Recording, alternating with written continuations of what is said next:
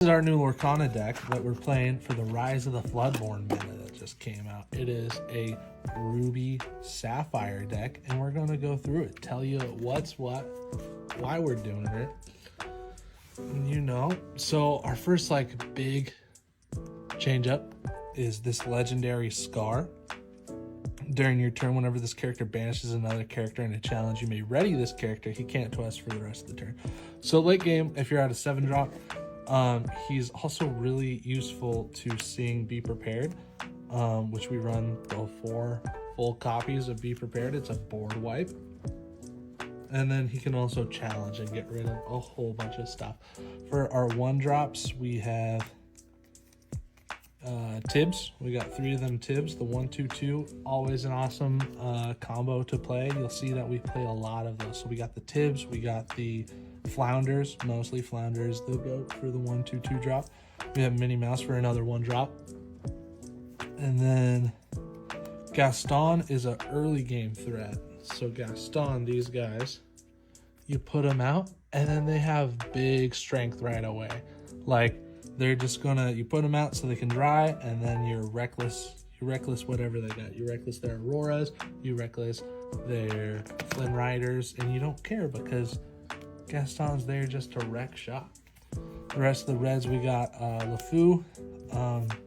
We didn't have more Maleficent, so we just kind of filled in what we didn't have. We have 1 copy of Maleficent. It's an expensive card, so I don't have more copies.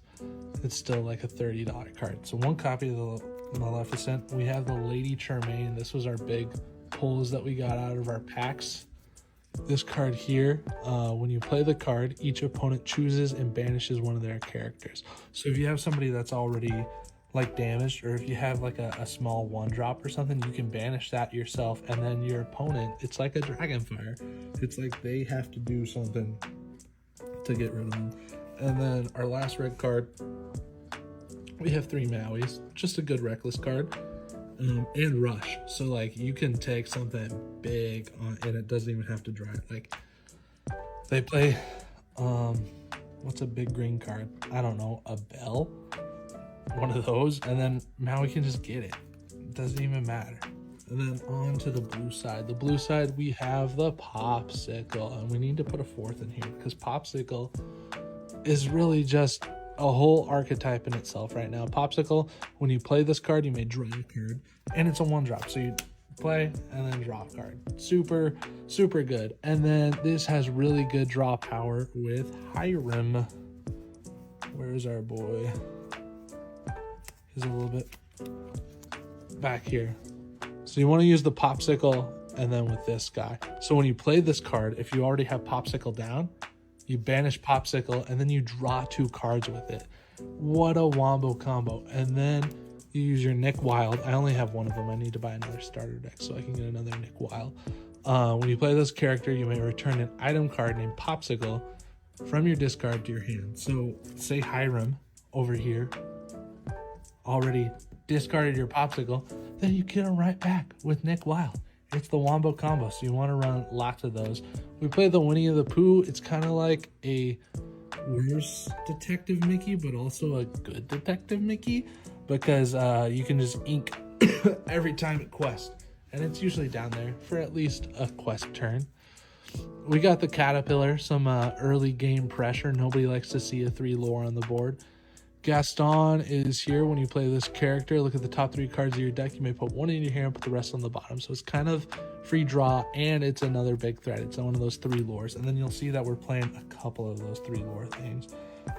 We have 3 copies of Maleficent, and they all have 3 lore. So late game pressure. Oh, there he is. The boy himself. 3 copies of Flounder. Probably should up it to 4. Grandma Tala's there. She's not really part of a lot of people's lists right now, but she's there because we didn't have lots of the other stable cards. Some people are running 4 of these Hades, and we had 2, so we're running 2. And this one's foil. We like that guy. The foil Hades is a cool card. It's a late game thing, but luckily you can ramp a lot with this, especially with the Detective Mickey and the Pooh.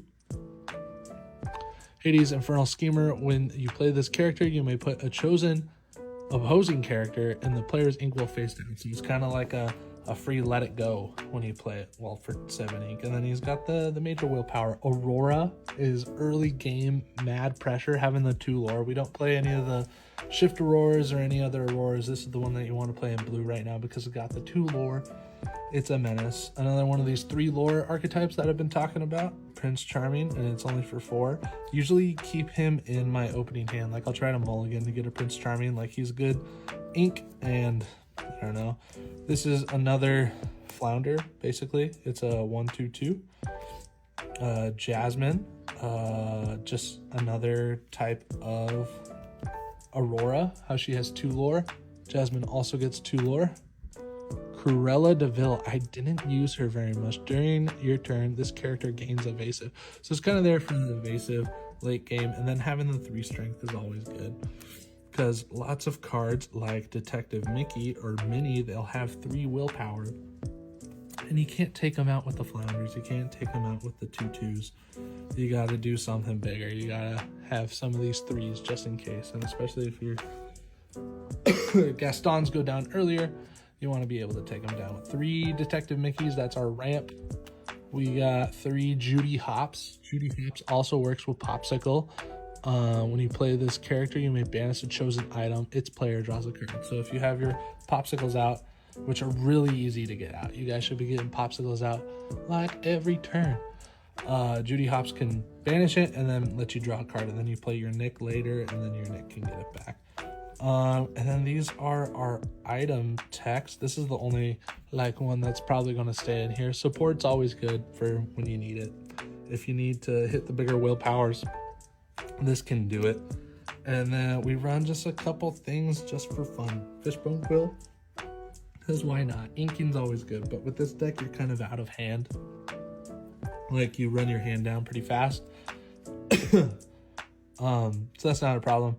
One jump ahead for singing. Just you want to sing something, and there it is. Gumbo Pot. Lots of times I'd have 1 damage on both of my characters because they would swing into like a Mickey or something, and Mickey would do 1 damage back to my character. So Gumbo Pot stays on the field, and you can just exert it like every turn and keep healing up, and then Develop Your Brain is a little bit of draw power in case you don't like the stuff that you got. And that is my deck so far.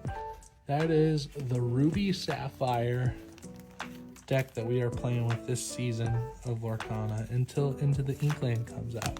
What do you guys think? What are you guys playing with? I like this for right now. Maybe one day we'll get to the bells. Maybe one day we'll do the discard, but for right now, it's your boy, the Hades, and the three lore fiascos, and lots of popsicles. Let me know what you guys think. Thanks for watching. Bye-bye.